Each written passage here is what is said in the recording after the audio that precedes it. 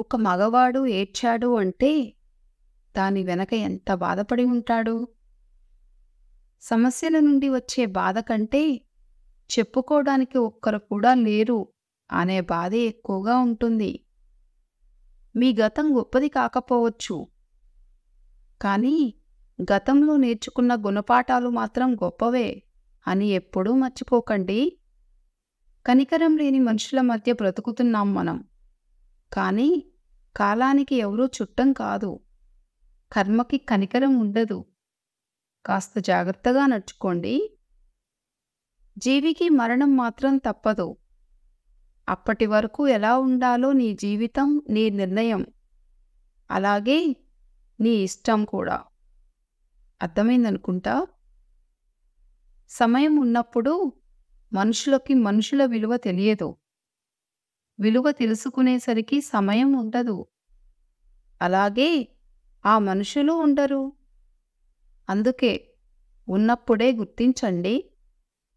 వారికి విలువను ఇవ్వండి. అర్థం చేసుకోవటానికి ప్రయత్నించండి. సమయాన్ని మనస్ఫూర్తిగా గడపండి. ఒకరిని కోల్పోయాను అనే బాధ జీవితంలో చాలా నొప్పిని కలుగజేస్తుంది. గుర్తుంచుకోండి, ఒక్కోసారి తెలియక చేసే తప్పులే ఎన్నో తెలుసుకునేలా చేస్తాయి.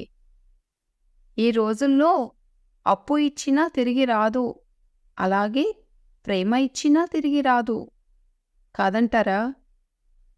విద్య నేర్చుకున్నాక గురువుని మర్చిపోకు.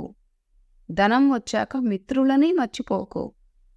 భార్య వచ్చాక కన్నవారిని మర్చిపోకు.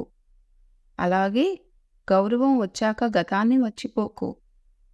అవసరం తీరాక సహాయం చేసిన వారిని కూడా మర్చిపోకు. అర్థమైందనుకుంటా.